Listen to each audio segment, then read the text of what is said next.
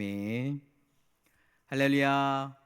네, 오늘도 주님의 사랑과 은혜가 저와 사랑하는 성도 여러분들 그리고 우리 사랑하는 교회학교 주일학교 학생들에게 임하기를 예수님의 이름으로 축복합니다. 네, 금요일은요, 기쁨의 시험이라는 말씀의 제목으로 함께 호흡하고자 합니다. 이 말씀에 호흡이 있을 때 우리 주위에 성도 여러분들에게 그리고 학생들에게 주어지는 이 시험이 기쁨으로 바뀌는 은혜가 있기를 다시 한번 예수님의 이름으로 축복합니다. 네, 먼저 시온회를 하나 드려볼게요. 사랑하는 중고등부 친구들, 시험 잘 보려면 어떻게 해야 돼요? 고마워요. 명답입니다. 선생님 말씀 잘 듣고 공부하고 정직하게 시험 보면 돼요. 각자의 지혜에 맞춰가지고 성적의 차이는 있을 수 있지만 그게 정직한 겁니다. 자, 그렇다면 우리 사랑하는 성도 여러분들은 자연스럽게 이제 나이가 들면 요양보호사 자격증을 많이 따더라고요. 커트라인이 필기시험이 60점 이상이라고 제가 알고 있어요. 성도 여러분들이 그거를 공부하고 그리고 그것을 채워야 자연스럽게 상이 따라오겠죠. 그 상이 뭐죠? 자격증입니다. 오늘 본문 또한 하나님께서 성도 여러분들의 삶 속에 여러 가지 시험들이 찾아올 수 있는데 이 시험이 기쁨으로 바뀌는 것이 무엇이며 어떻게 하면 상이 찾아오는지 그런 것들을 알려주고 있는데요. 한번 말씀을 통해서 차근차근 한번 살펴볼게요. 13절부터 한번 볼 텐데요.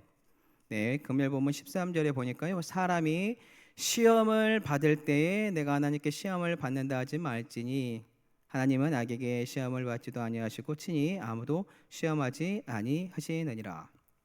자, 신기한 구절이 있습니다. 우리가 인생을 살아보니까 정말로 많은 시험들이 우리에게 찾아오는 것 같은데 하나님은 시험을 하지 않는다라고 하고 있어요. 성도 여러분들의 삶을 한번 되짚어 보길 바랍니다. 왜냐하면 연말입니다. 올해 지나오면서 나의 삶 속에 여러 가지의 고통과 아픔과 슬픔의 모든 시험들이 있었는데 이게 기쁨으로 승화가 됐느냐 아니면 현재 연말인데 넘어져 있는 상태인가 중요해요. 근데 오늘 본문에 보니까 하나님은 아무도 시험을 하지 않는다라고 합니다.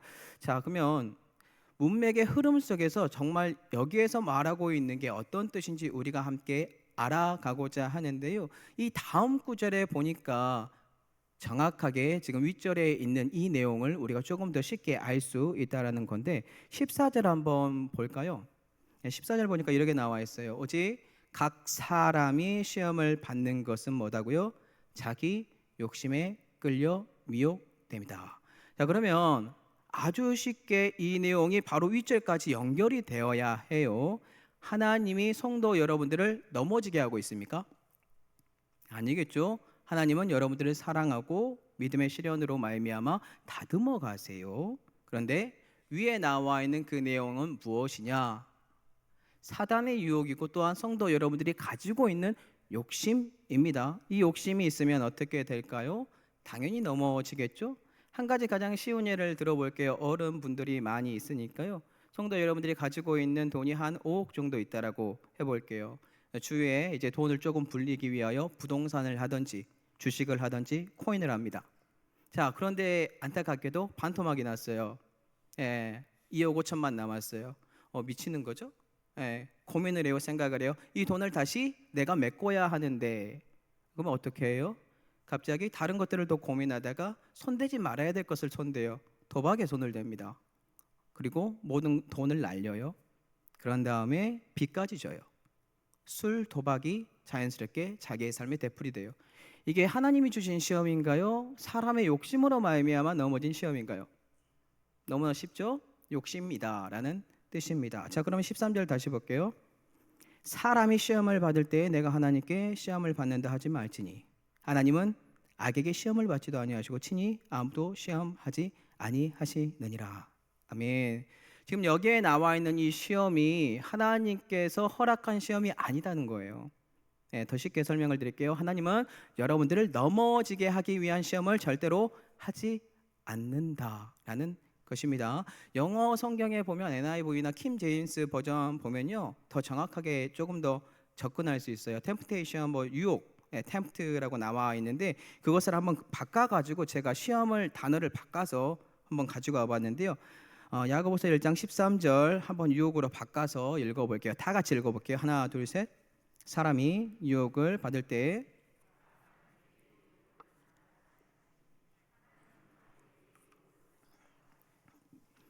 아무도 유혹하지 아니하시느니라. 답이 너무 쉬워졌습니다. 하나님은 절대로 성도 여러분들이 넘어지는 유혹을 하지 않습니다. 그러면 성도 여러분들이 넘어지는 것은 가장 쉬운 게 여러분들의 정욕, 욕심, 그 욕심이 여러분들의 삶 속에서 계속해서 넘어지게 하고 있다라는 것을 꼭 가지고 가시면 좋겠어요. 자, 그러면 중요한 질문을 해볼게요. 하나님은 유혹하지 않고 우리에게 그러면 유혹 말고 다른 시험을 주시는 분일까요? 선뜻 대답 못 하시죠? 하나님은 저에게 시험을 주십니다. 그게 답입니다. 넘어지는 유혹의 시험이 아니라 여러분들에게 하나님께서 믿음의 시험을 주십니다. 자, 그러면 이게 자연스럽게 성도 여러분들의 삶에 기쁨이 될 수 있는 기쁨의 시험과 유혹의 시험이 동시에 적용할 수 있는 아주 중요한 애가 있어요. 네, 우리 고3 친구들 창세기 3장에 어떤 사건 나와요? 타락. 힌트. 타락. 선악과 열매 아시죠? 성도 여러분, 사랑하는 성도 여러분, 하나님께서 기쁨의 시험과 그리고 사단이 주는 유혹의 시험이 동시에 작용할 수 있는 가장 좋은 애가 창세기 3장에 나와요. 어떤 뜻인가요? 하나님께서 인간을 만들고 생육하고 번성해라, 땅에 충만해라, 다스려라. 정말로 중요한 상을 주셨고 그 모든 것들을 누릴 수밖에 없는 축복을 주셨어요. 이게 성숙할 수밖에 없는 믿음의 상이겠죠? 그런데 한쪽에서는 어떤 일이 벌어져요? 다 같이 한번 창세기 2장 17절과 창세기 3장 5절 봐볼게요. 선악을 알게 하는 나무의 열매는 먹지 말라. 네가 먹는 날에는 반드시 죽으리라 하시니라. 너희가 그것을 먹는 날에는 너희 눈이 밝아져 하나님과 같이 되어 선악을 알 줄 하나님이 아심이니라.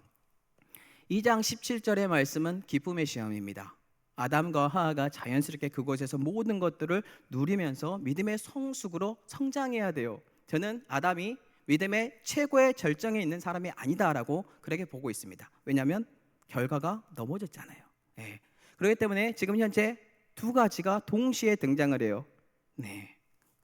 자, 가장 쉬운 애가 뭐가 있을까요? 오늘날에도 기쁨의 시험과 유혹의 시험이 여러분들의 삶에 너무나 많거든요. 중고등부 학생들을 먼저 예를 들어볼게요. 시험 기간입니다. 시험을 봅니다. 컨닝 페이퍼를 가지고 갑니다. 유혹입니다. 유혹의 시험이에요. 컨닝 페이퍼 없이 열심히 공부합니다. 기쁨의 시험이에요. 성도 여러분들을 볼까요? 결혼을 했네요. 두 부부가 있네요. 서로 사랑을 해야 돼요. 근데 남자가 다른 여자를 쳐다보네요. 바람을 폈네요. 유혹입니다. 기준은 정확해요. 그것을 지키면 기쁨으로 말미암아 여러분들의 삶에 계속해서 모든 것들을 누리는 상이 흘러넘칠 수 있는데 거기에서 비틀어지면 유혹으로 바뀌어요. 정욕으로 바뀌어요. 그러면 여러분들은 넘어지는 거예요. 상이 없는 거예요. 믿음이 없는 거예요. 그렇기 때문에 하나님은요, 성도 여러분들에게 계속해서 기쁨의 시험으로 말미암아 믿음의 성숙을 허락함으로 선물을 주고 싶어 합니다. 그 선물을 받아 누림으로 살길 원하고 있지 유혹에 정욕에 나의 들끓는 모든 욕심으로 사망으로 가는 것을 원치 않는다. 이것을 가지고 가셨으면 좋겠어요.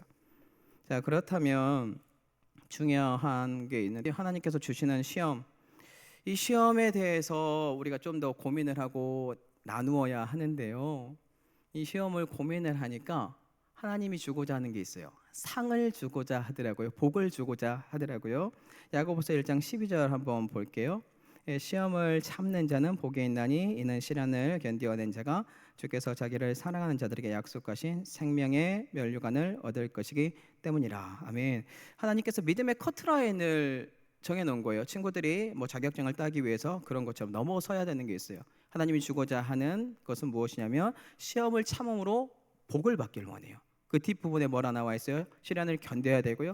자기를 사랑하는 자에게 생명의 면류관, 이게 복이래요.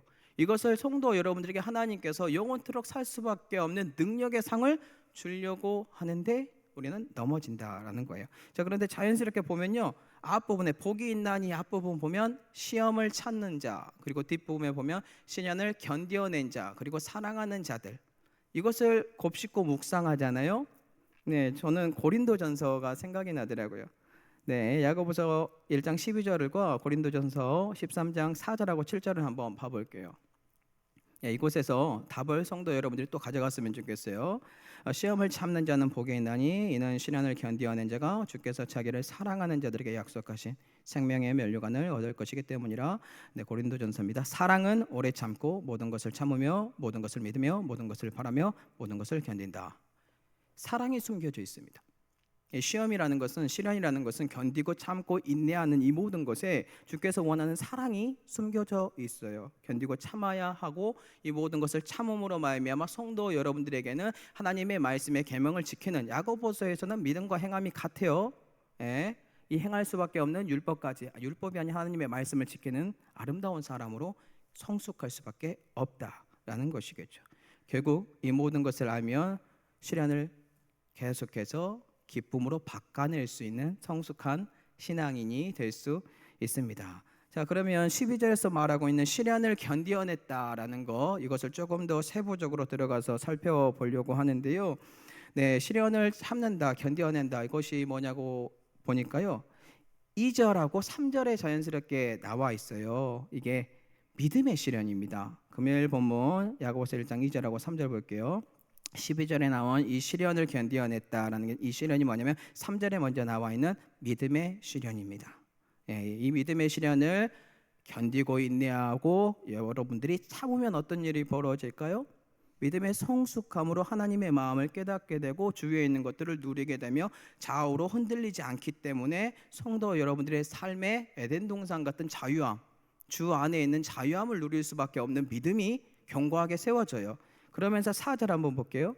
인내를 온전히 이루라. 이는 너희로 온전하고 구비하여 조금도 부족함이 없게 하려 함이라. 지혜와 명철이 자연스럽게 성도 여러분들에게 흘러넘침으로요, 인내하고 참고 그러면 온전하고 구비하여 조금도 부족함이 없을 수밖에 없는 믿음의 사람으로 성숙시켜가는 그 은혜가 있기 때문에 우리는 참는다. 그냥 참을 수 없어요. 이성이 발동해야 되고 내 내면에 신앙이 발동해야 되고 하나가 돼서 일치가 돼야 돼요. 지혜와 지식의 근본이 경외인데 그 마음이 내 삶에 들어와야 돼요. 성도 여러분들의 삶에 어떠한 시험들이 있습니까? 믿음의 시험이 계속해서 흘러넘쳤으면 좋겠어요. 자, 여기에 가장 부합한 사람이 성경에 나와요. 시험을 참 여러 가지를 당했는데 차근차근 온전하고 구비하여 조금도 부정함이 없는 믿음의 사람으로 그 약속을 누린 사람, 그것을 한번 좀 나누고 말씀을 마무리 지어볼 텐데요. 아브라함 아시죠? 네, 믿음의 조상 아브라함이 있습니다. 75세 때 부름을 받았네요. 그리고 본토 아비집을 떠나서 하나님께서 허락하신 가나안으로 가서 그곳에 있었는데 살 수가 없는 곳이 된 것처럼 느껴지니까 이성이 발동해요. 애굽으로 갔네요. 여기에서 잘못하면 죽을 것 같아요. 믿음의 사람인데 자기 아내를 어떻게 해요? 누이라고 속여서 바로 왕에게 그냥 줘요. 하나님이 개입함으로 말미암아 그 가정을 지켰기 때문에 가능하지, 아브라함은 범죄를 범해요. 믿음의 모습이 보이지 않는다. 시험을 정확하게 참은 것이 아니라 우리의 모습처럼 넘어졌어요. 그런데 시간이 또 흘렀네요. 엘비멜렉이라는 왕 앞에서도 동일하게 자기 아내를 누이라고 또 속여요. 안타깝죠? 이러한 가정 속에서 하나님은 다시 나타나서 알려주고 너의 조상을 통하여서 내가 하나님이 원하는 것을 계속해서 별과 같이 수많은 자손을 만들겠다라는 약속을 허락하는데, 아브라함의 고백이 어떤 것이 아십니까? 내 종이나 상속자가 됐으면 좋겠습니다. 시간이 흘렀네요. 사라가 자신이 없나 봐요.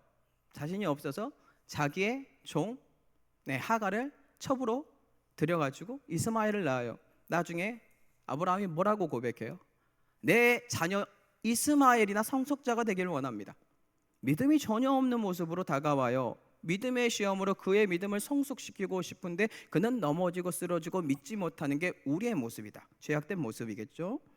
기뻐하지 못해요. 근데 차근차근 이 사람이 기뻐할 수밖에 없는 사람으로 바뀌어요.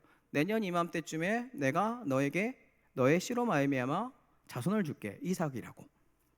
그 이삭을 낳았잖아요. 시간이 흘렀고 그에게 이제 가장 절정의 신앙으로 다듬어진 사람이에요. 온전하고 구비하여 오래 참았고 하나님께서 원하는 상을 누릴 수밖에 없는 기쁨의 믿음이 생긴 그 상황, 그때 하나님께서 상 주려고 시험합니다. 한번 볼게요. 상 주시려고 시험하는데 창세기 22장 1절이에요. 그 일 후에 하나님이 아브라함을 시험하시려고, 여기서 시험은 유혹 아니에요. 믿음의 실현을 위한 시험입니다. 시험하시려고 그를 부르시되 아브라함아 하시니 그가 이르되 내가 여기 있나이다. 지금 현재 성도 여러분들, 이 부분을 여러 가지로 해석을 하겠지만 저는 아브라함이 절대로 무서워하지 않았다라고 보는 사람입니다. 그의 믿음의 성숙이 이삭을 통하여서 왜 이가 무서워하지 않느냐. 먼저 히브리서 11장 19절을 볼게요. 그가 하나님이 능히, 히브리서 11장 19절입니다. 그가 하나님이 능히 이삭을 죽은 자 가운데서 다시 살리실 줄로 생각하니라. 비유컨대 그를 죽은 자 가운데서 도로 받은 것이니라. 이가 가지고 있는 신앙이 부활 신앙이에요. 죽었다가 살아난 신앙이에요. 자기 몸에 이미 모든 것들이 죽었고 죽은 몸으로 말미암아 부활한 태가 이삭이에요. 이의 믿음이 성도 여러분 다른 사람입니다. 신약에서 오면 죽었다가 부활하여 예수 그리스도와 함께 사는 그 믿음에 있을 때 하나님이 이제 상 주려고 시험하는 거예요. 그가 어떻게 했습니까? 이삭을 번제로 바치잖아요. 죽이려고 하잖아요. 그때서야 천사가 나타나서 죽이지 말아라. 이제야 네가 나를 경외하는 줄 아노라. 경외의 가장 근본이 뭐예요? 지혜와 지식의 근본이 경외함이다. 그럼 야고보서 1장부터 자연스럽게 흐름이 뭐냐면요, 믿음이 있어야 되고 지혜가 있어야 참을 수 있는 사람이다. 믿음과 지혜가 흘러 넘쳐야 생명의 면류관을 받을 수 있다거든요. 아브라함이 그런 사람이 되었네요. 충격적이지 않습니까? 네, 비현실적인 것이 아니고 죽은 사람은, 하나님과 함께한 사람은, 믿음에 이미 커트라인을 넘은 사람은 그 상을 받아 누린다. 주님은 이것을 주길 원합니다. 그래서 기쁨의 상이 될 수 있다라는 거예요. 우리 사랑하는 성도 여러분들, 우리의 삶을 한번 고민을 해봤으면 좋겠습니다. 말씀 정리할 텐데요. 이제 연말입니다. 새로운 해가 다가오는 시기입니다. 아브라함을 보면 75세 때부터 아주 긴 시간 동안이에요. 우리는 넘어질 거고 쓰러질 건데요.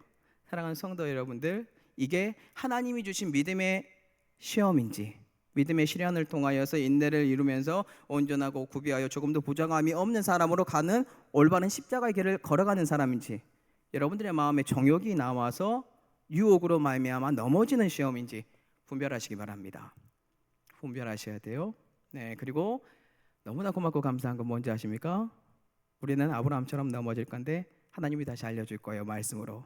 그때마다 회개하시고 돌이키시고 마음의 성숙을 하나님 앞에서 계속해서 전진하시면서 기쁨이 흘러넘쳤으면 좋겠습니다. 왜냐하면 여러 가지 시험을 기쁨으로 맞아들일 수 있는 것은 인내하고 견디고 참음으로 하나님의 사랑이 내 안에 들어와 그 사랑을 견디고 참고 행할 수 있는 사람이니까요. 오늘 우리 사랑하는 주일학교 학생들도 이 말씀을 마음에 새기고 성도 여러분들도 마음에 새김으로 모든 시험이 하나님 안에서 기쁨의 시험이 되어 넉넉히 이기는 은혜가 있기를 예수님의 이름으로 축복합니다.